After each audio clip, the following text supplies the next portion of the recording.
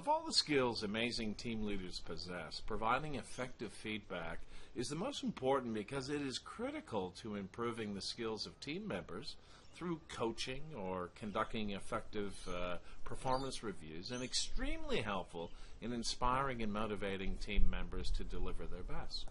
I came across a really interesting white paper by Dr. Jack Zengler and Dr. Joe Folkman called Feedback, the Powerful Paradox, that provides the conclusions of a study from a Harvard Business Review blog they wrote in early 2014. Hi everyone, I'm Mark Carrier, and I've pulled out the key findings from this incredible study that all senior executives, call center managers, and team leaders should know about providing effective feedback.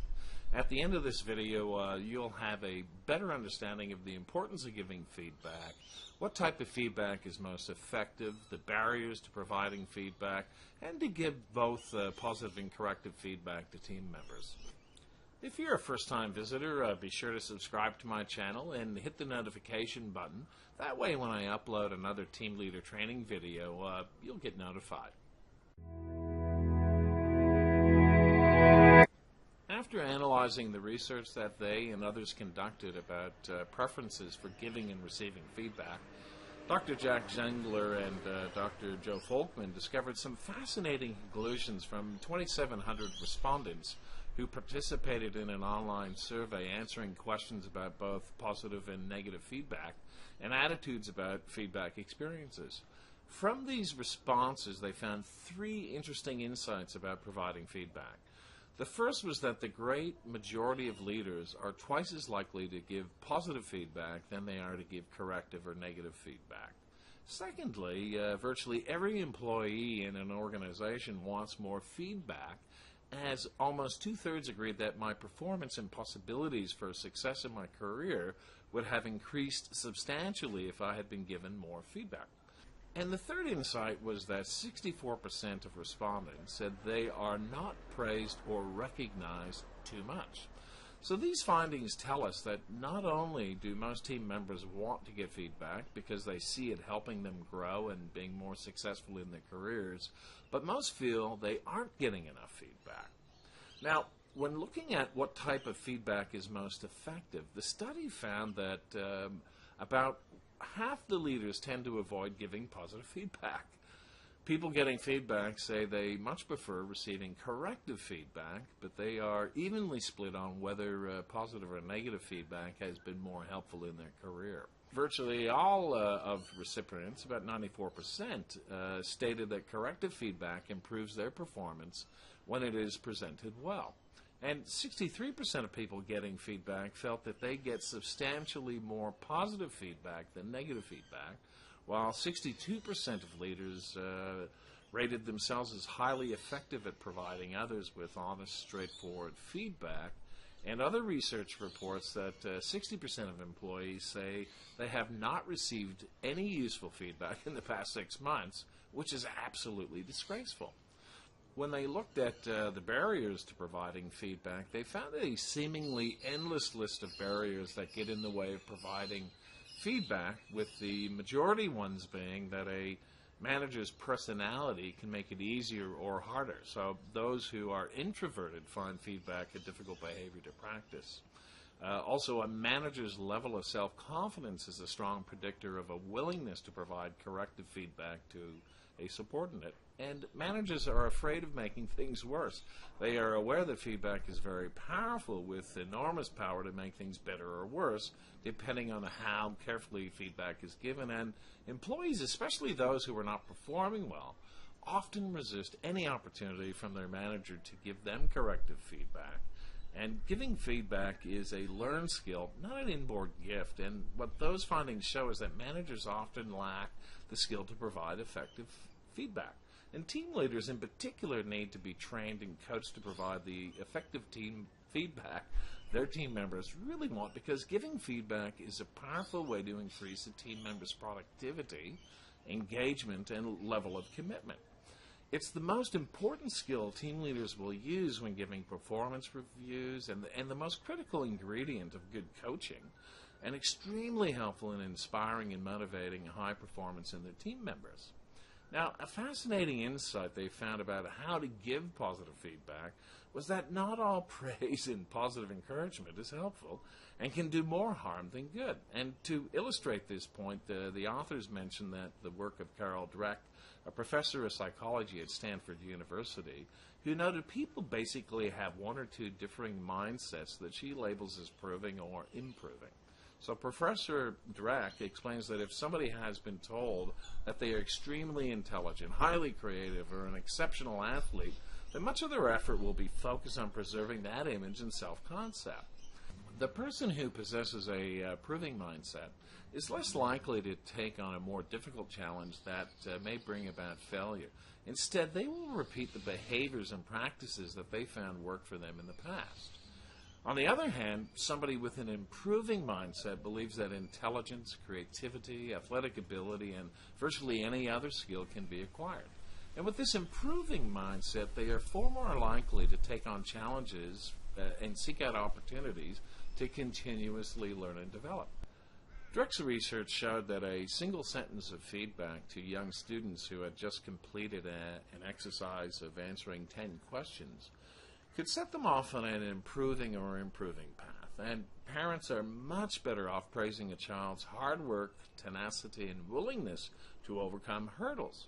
This reinforces that they may not be effective at some skill at this moment in time, but that it is clearly attainable. They just haven't got there yet. The same principle applies to team leaders telling a team member that she is highly creative or he is extremely intelligent. I mean, that message encourages these individuals to only take on assignments that will reinforce the way they are currently perceived. And, they will look to prove that the image they have in the minds of others is right and avoid anything that jeopardizes that image. Now, on the other hand, if the team member had provided positive reinforcement about their hard-working willingness to explore different approaches, then that reinforces a continued desire to learn and develop. Now, this may sound like a small difference, but when you think about it, the different approaches have huge long-term consequences. Now, when discussing how to give corrective feedback, Dr. Zenger and Folkman use an example of when a team leader has a message that would be helpful for a team member to understand.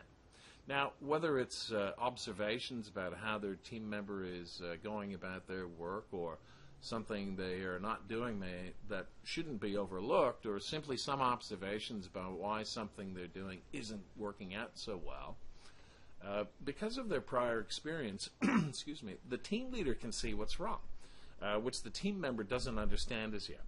So these can be all very extremely difficult conversations. So they suggest some things that can be done to make sure each of these conversations has a positive outcome, while at the same time minimizing the amount of stress or needless anxiety felt by the person on the receiving end. So here are some of the suggestions they provide that may help the process. Number one, immediately play the background music. In a movie, invariably you know how serious something is or is about to become by the background music. The person giving feedback can instantly signal whether this discussion is trivial or huge or career-threatening or merely just casual observations.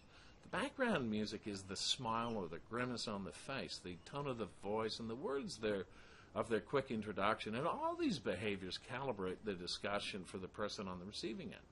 In no way are they suggesting that the person giving this feedback should minimize the seriousness of a discussion if it is intended to and needs to be serious. What they are suggesting is that on those occasions when it is not something that the person getting the feedback needs to worry about, that you instantly make that clear. Our brains are programmed to respond one way to perceived threats and a totally different way to something that promises to be positive. And number two, make and follow a plan. Like everything else in life, things go better when there's a plan. In the case of corrective feedback, the plan could include you calmly and objectively describing what's happened or the person's behavior that concerns you. Just make it short. Ask them for their perspective. Number three is describe how you'd like things to be done going forward or the changes you'd like to see in behavior. Number four, don't tackle multiple topics in one discussion. Stick to one or two topics and save the others for another day. Number five is rehearse any serious discussion. If a feedback session involves a potentially delicate emotional issue, then all the more reason to rehearse what you're going to say.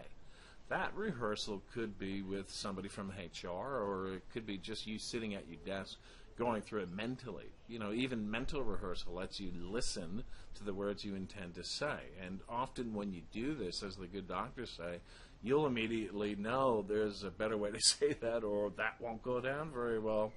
Number 6 is treat the receiver with an extra measure of respect. One of the most basic principles of all good leadership is to treat others with respect. And of all times when this is especially important is when you provide somebody with corrective feedback. Asking rather than telling is a mark of respect. Being calm and factual is showing respect. Not insisting that the issue be resolved this minute and giving the other person time to digest the message and decide what to do is also another way of showing respect.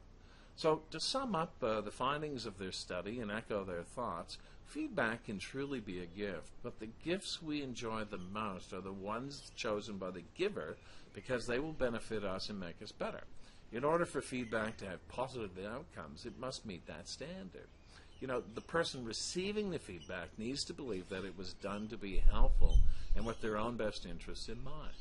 So thanks for watching, and if you enjoyed this video, please click on the like button and share it with your friends and colleagues. And I'd really love to hear what you think. If you think you provide enough feedback to your team members, just let me know in the comment section below. You might also like to check out my latest video, Red Flags Team Leaders Need to Watch Out For, with their new hires. I'll put that video in the section below as well so you can check it out.